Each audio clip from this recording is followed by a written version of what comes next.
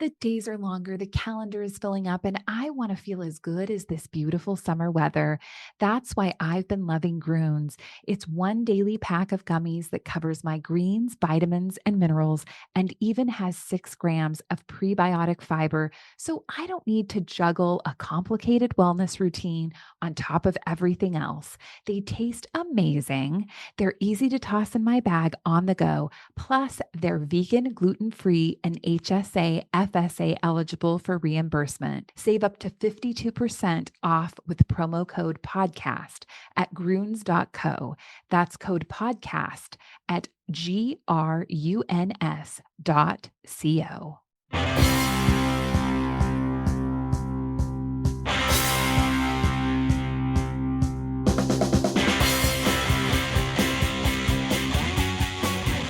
Hi, everybody. This is Dawn Mitchell, and welcome to Dawn of Sports. Today, we have a friend of the program coming back, Ivan Maisel.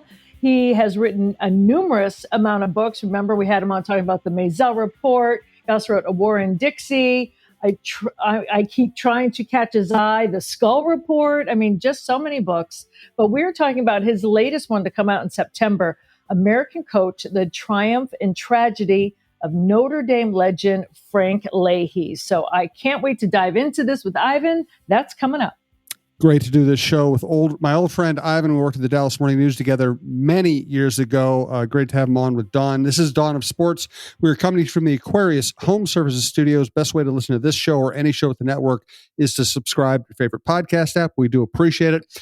Show is also presented to you by Lexus Wyzetta and Maplewood.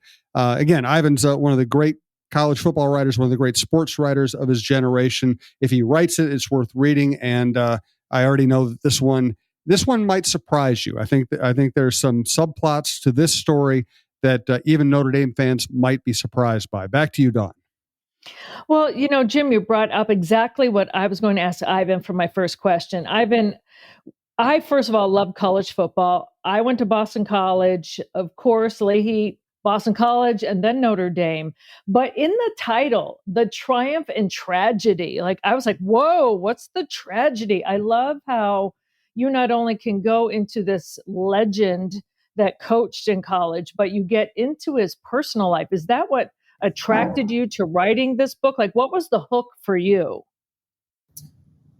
Well, first of all, Dawn and Jim, thanks for having me. His personal life in the multi-layered, as we all are as humans, part of his life I didn't know about. What attracted me originally was merely the fact that when he retired 72 years ago, he had the second best winning percentage in the history of college football to Newt Rockne, who he played for at Notre Dame. And he still has the second best winning percentage, and he was completely forgotten. So then I looked and realized found out that with the second best record, it took him 13 years to be elected to the College Football Hall of Fame. And that was the thread I started pulling on. Well, and it turned out that the other football coaches didn't like him, and they didn't like him because he beat the hell out of them. He was unrelenting in his pursuit of winning football games to the detriment of everything else in his life, up to and including his family. His son Fred, who I count as a friend, we had an email friendship for a very long time. And Fred once said to another writer that, Dad belonged to the world and Mom had 8 kids. And, that's kind of what that defined Frank Leahy's view pretty well. He was first after going after college football games, and then everything else in his life came after that. You mentioned that the coaches didn't like him because, yes, first of all, they beat him up in terms of football, but he spoke in big words. And sometimes they felt like he was being putting people down, but that I don't know of his personality per se. Is that just how he spoke? Is that just his persona? Like, is that just something that irritated people as well, or how was that used? Well, Don Leahy was an introvert. He came from the South Dakota prairie, and he had a father who was pretty much self-educated. And the bet in their little town in South Dakota, Winter, South Dakota, was that his father, there was not a word in Webster's dictionary that his father couldn't define.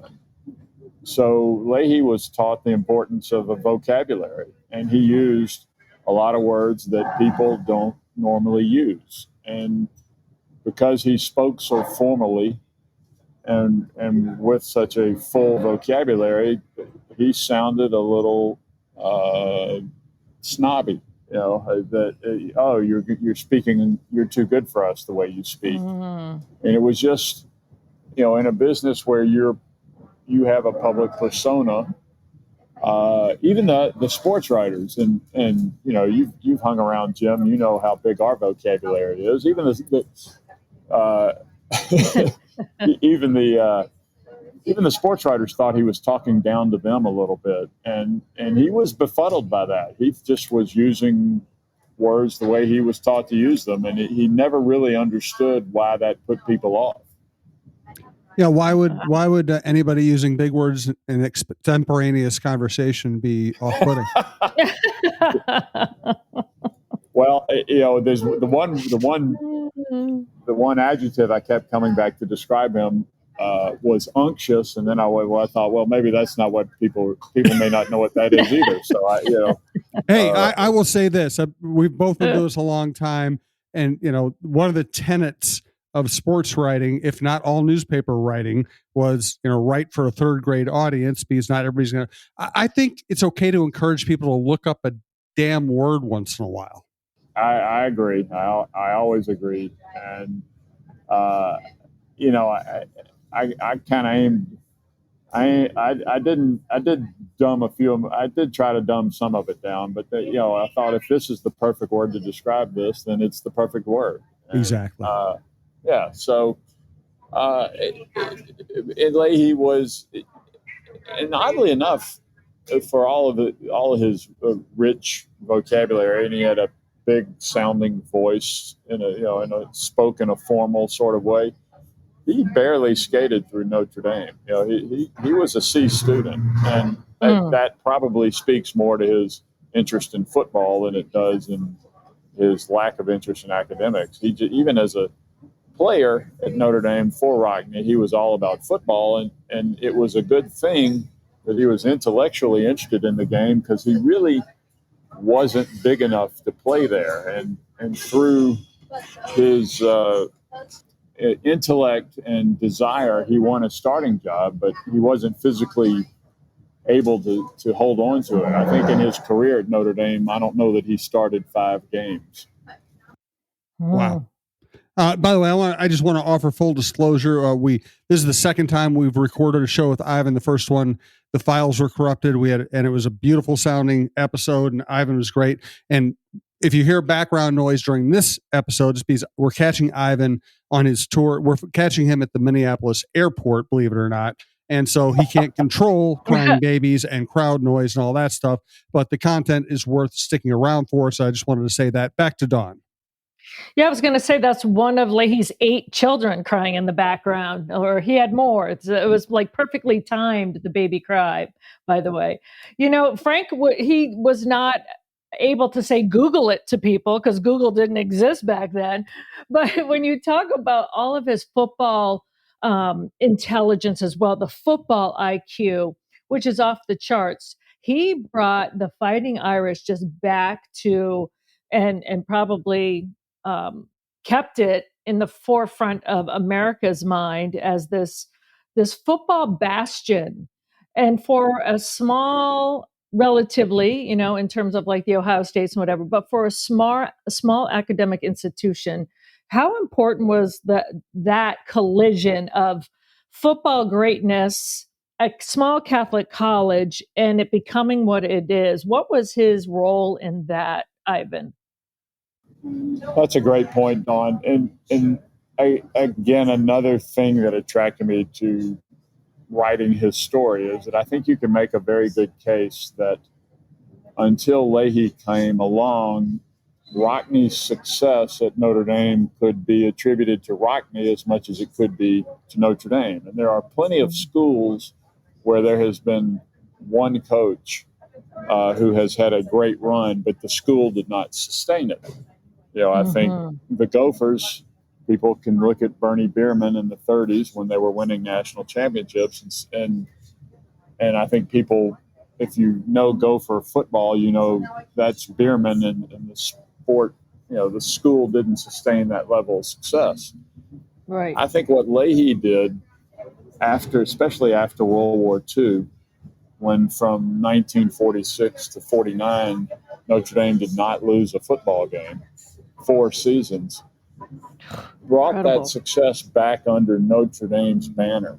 Notre Dame became a place synonymous with success in college football in a way that only several schools approach, and historically no other school can match in terms of the length of Notre Dame's dominance over the sport. It's just incredible if you think about it, because sometimes it was a couple of years ago, and I was teasing Harrison Smith of the Vikings in the locker room because he and Kyle Rudolph, of course, famous Notre Dame alums that were with the Vikings. And, I would joke around, all right, I'm going to Boston College. And it really wasn't the rivalry on the field as it was.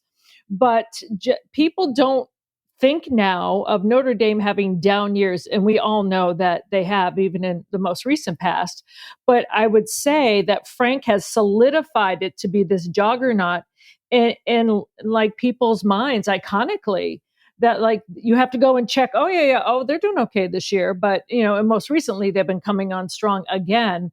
What is it about the lore, the mystique that can carry it through maybe not a great season, that he had an effect on that? I don't know. Was he the coach under where they all decided to jump up and hit the sign before they go out, a la Rudy style? Did he come up with all of that? I just love seeing how iconic figures fit into a lore of a program. I don't think the sign was there when he was the coach. It may have been. What he instilled at Notre Dame was simply excellence, and he demanded full devotion to the sport in an era when you could get away with that. Now, Notre Dame had academic standards then. You had to maintain a 77 grade point average, whereas the rest of the student body could get by with 70. But there were no limits on practicing then, and the players and coaches used to say that spring training lasted from March until June, and that wasn't all that far off from the truth. Leahy, they practiced constantly. We all remember, and they don't really do this anymore in colleges. I mean, they have 2-a-days, but they are prescribed from doing a lot of scrimmaging. Notre Dame under Leahy used to have 3-a-days in August. Wow. 3-a-days. Yeah, and they would start out with 3-a-days, and keep in mind that the season usually didn't start until the first weekend in October, back then. So, and his zeal that he imparted to his players, especially after the war when they had so much talent coming in, because they had players up to in their mid-20s who had served in the service, and he'd have a 55-man team for an 11-man game, because it was players played both offense and defense. And they would have scrimmages on Thursday between the second team and the third team to determine who got on the travel squad for Saturday. And the players would all say that those games were harder and more physical and they suffered more injuries in the Thursday scrimmages to get on the roster than they did in the games on Saturday themselves. Wow. Wow. All right, So that's the level of excellence we're talking about. Wow. Let's get back to Ivan. I want to ask more about the book. I also want to ask about college football as it is currently iterated. But first, we want to take care of the business of the business. We want to remind you we're coming to you from the Aquarius Home Services Studio. We'd also like to thank Minnesota Masonic Charities. Thanks also to our presenting sponsor, Lexus, Wayzata, and Maplewood. Just to veer from the book for a moment, because I know you're such a college football expert, PJ Fleck has been, for much of his tenure, he tried to downplay expectations, even though he was, he would kind of, one sentence he'd say, hey, we want to be great. The next sentence he'd say, but, let's be reasonable. It's very interesting with the new college football playoff. He's now willing to say, hey, that should be our goal. We should be getting into the college football playoff. That should be attainable for us. What do you think about the new system, and is it encouraging to non-traditional programs? Sure, just because I think the level of success, the definition of success is changing. Just as in March, if you make the tournament and get in, that's a benchmark. I think if you can get into the college football tournament, if you're one of 12, that's a pretty good season, especially for the traditional mid-level, middle of the pack Big Ten teams or the mid majors, the Group of Five conferences. The fruit is hanging a little lower now than it did when there were 4 teams, and especially when there were 2. Ivan, I wanted to ask you this because obviously a lot of the old school, like Ivan, coaches that wouldn't fly in today's day and age with, so many even of the NFL coaches just saying players are different nowadays. So it's kind of a 2-part question. Do you think a coach with that same mindset like Frank would fly at all in 2025? And can you name maybe a modern day head coach that kind of embodies a little bit of Frank, like still kind of to this day? That's an interesting question, Dawn. I think the greatest coaches, and I know it for a fact in college football, and I assume it is in other sports, knew how to adjust. Leahy was among them, but I'm thinking of Bear Bryant, not only integrating Alabama when he did, but switching to the wishbone to take advantage of that speed. Right. They look at how the sport is going and they change. Nick Saban did it. Frank Leahy did it. Notre Dame used what was called the Rockne offense, the Notre Dame box. And after Rockne died in March of 1931 in the plane crash, the 2 succeeding coaches used the Notre Dame box offense because they were scared to change from what Rockne did. Leahy came in and he changed to this newfangled T formation. And he did it because he knew it was a better system. Now, he was smart enough to know he had to be careful in how he did it, and he brought everybody along with him as he fomented the change. He took the president of the university to see a Chicago Bears game because the Bears used the T formation, and it was an exciting game, and they were driving back to South Bend, and he said, I'm thinking of changing back to that offense. And the president said, of course you should. I season with it, Leahy won his first of 4 national championships. Wow, that's incredible. And you talk about how he just focused, Frank did, on football, much to the detriment of everything else, his family, his marriage. But you also mentioned his health. How did that hurt his health? How did being so obsessed with the game of football and coaching hurt his health? Well, he didn't eat.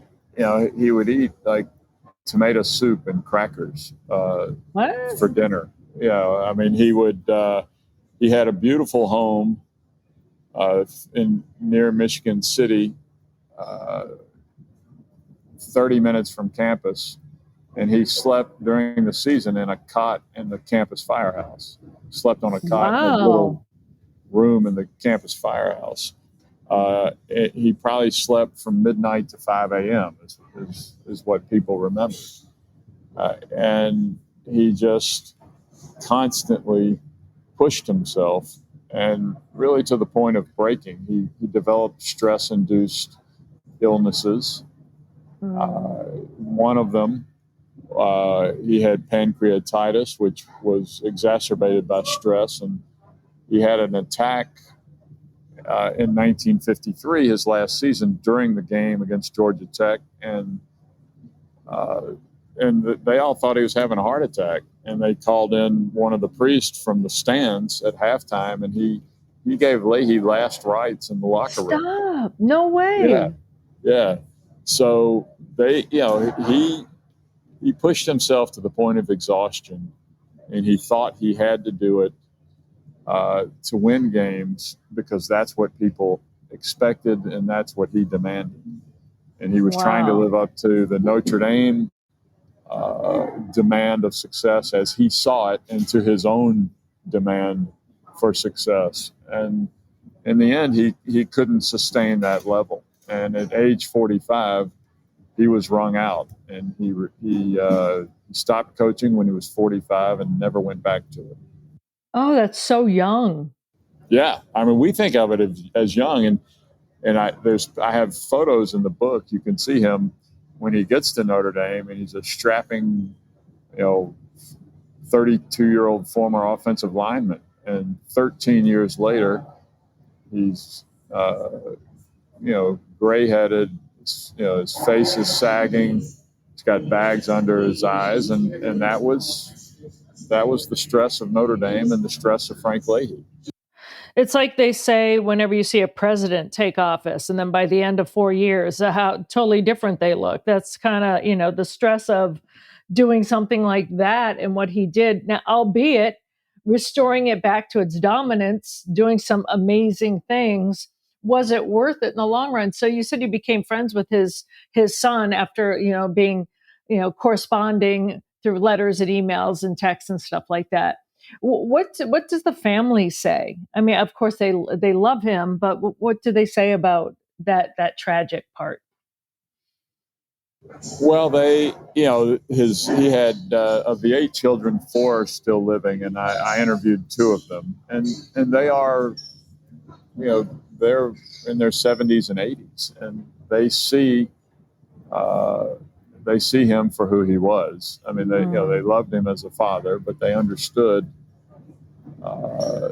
what he put himself through, and why he did it, and his not only did he collapse in his way under the strain, but his wife collapsed in her way. She suffered from alcoholism because that's how she could cope with being the mother of 8 kids with a father who was never there. And she eventually recovered, and she lived, she was sober the last 15, 20 years of her life. But the kids see these now elderly children, see them for who they were. And they were charming about their dad. I mean, they tell stories, and it was clear that they didn't have any compunction about bursting his balloon. Fred Leahy, the son that I correspond with, said that, and his dad died when Fred was 23, and he said he got 3 compliments from his dad during his lifetime. And are you 3? 3. Wow. One was for grades, one was for getting a job, and one was for surprising the family by bringing home a Christmas tree he had cut down himself. Wow. 20 minutes after he walked in with the Christmas tree, the doorbell rang, and it was the neighbor whose yard Fred had cut the tree out of. That's hilarious. Yeah. Oh, my goodness. Yeah, but they have granted whatever forgiveness that any child grants their parents as they grow older and become adults. They understood who he was and why he did what he did. Mm. So, what affected you the most in writing this book in terms of getting to know Frank Leahy as a person? Just to see the full picture of the man uh, and honestly, I got a much fuller picture of Notre Dame, and I understood. Really?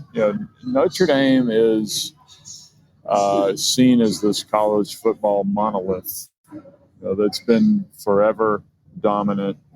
That's what they take on as their MO. But from the Notre Dame viewpoint, they were a small Catholic university trying to gain a foothold in America at a time when Catholics weren't always treated well. Mm-hmm. And football was a vehicle that Notre Dame used to gain purchase as a university that American Catholics latched onto as a way to prove that they were the equal, just as good as anybody else. And Leahy was in the middle of that and a big part of that. And the fact that he, as a football coach, was put on the cover of Time magazine in the late 40s at a time when the essayist Lance Morrow, who wrote for years for Time and the Wall Street Journal, said that he called the cover of Time. It was at that time an American beatification. I think the week after Frank Leahy was on the cover of Time, Eugene O'Neill was. Wow. They were within the same month, and wow. Just that sort of stamp of approval and of achievement that Leahy and football brought to Notre Dame and to American Catholics, I don't think I really understood that. Wow. I have one more very broad question for you before we get to that. What's the best way for people to get a hold of the book? Well, the release date is September 16th, Tuesday, September 16th. Books release on Tuesday for some reason. It is already available for pre-order on Amazon, on Bookshop, the Bookshop website, independent bookstores, anywhere you can order a book, you can order American Coach. Wow. Beautiful. Yeah, people will find it, and they should find it. My broad-based question to wrap up this conversation, unless there's something else about the book you want. Let me ask you first: is there anything else about the book you want us to know before we move on? The only thing I would say, Jim, is that one way I looked at Notre Dame football in the post-war era was, this was a time when the NFL was barely anything and the NBA was just starting. And American team sports were Major League Baseball and college football. And in that era, the two beacons of success, of dominance, were the New York Yankees and Notre Dame football. And I found one time when they intersected, which was in the 1952 season. At the end, the Notre Dame opened the season at Penn. Penn had this was before the Ivy League sort of turned inward, and they were still playing national schedules. And the Yankees were clinching the pennant against the Philadelphia A's the night before the game. And Leahy went to the game and went in the locker room. And Mickey Mantle was then a second-year all-star outfielder, and he had been recruited by Oklahoma to play football. And Notre Dame was scheduled to play Oklahoma later that year in a showdown. And Mantle was talking to Red Smith, the famous sports columnist, about how he sees Leahy, and Mantle says, Notre Dame doesn't stand a chance. Oklahoma's going to kill him. And Red Smith said, well, why don't you go tell him? And Mantle said, I think I will. And he got up and he marched over to Leahy, and Leahy smiled at him. And, Mantle's like a 21, 22-year-old kid. He just melted. He said, hi, Coach. Hi, Mr. Leahy. I'm Mickey Mantle. And, what do you think of Oklahoma? And Leahy very formally, is the way he spoke, said, well, Mickey, I fear that Oklahoma is going to be too much for the Fighting Irish, but we're going to give them everything we've got, and Mantle was just putty in his hands, and they had a great, it was just a great intersection of American sports in that moment, as relayed by the greatest writer of that generation, and that anecdote I just loved. That's fantastic. That's awesome. And I'll repeat the thing I said last time we talked about this, which is it prompts my memory of Patrick Royce telling the story, walking into a World Series game, realizing he's sitting between Red Smith and Jim Murray and going, look at this. 3 of the greatest American sports writers who ever lived. Oh, Patrick. Let's wrap up the show. Like really big picture question. I'm fascinated by this topic, and you're the perfect person to ask about it. Why do Americans love football so much, including college football?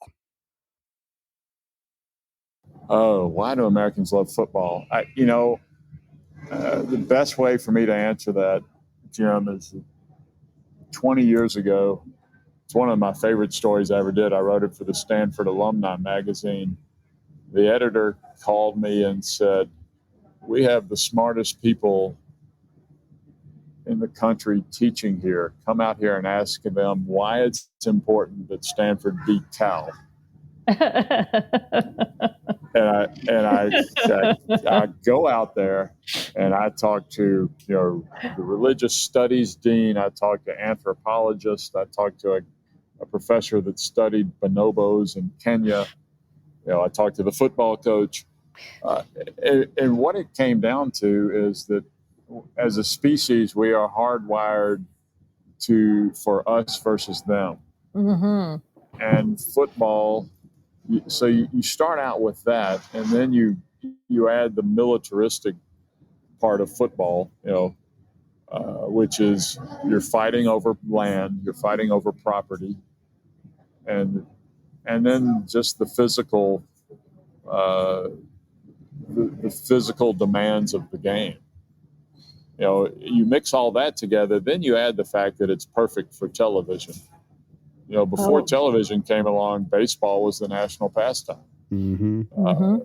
And, so I think you mix all that together, and I'm not sure I could give you a good answer to why it's singularly American. The rest of the world's favorite sport is a different football, but, and I don't know why American, you can get into Americans and militaristic stuff, and I don't know whether that's true or not, but I think all those things together, are the reasons that we love football. Well, and the exuberance, right? When you talk about soccer or football, the other side of the world, you see the crowds and you get into it. With college football, you get that from the universities. And I have friends, like I think I mentioned before, over in Finland, where they ask me, we don't get why colleges and sports are so intertwined.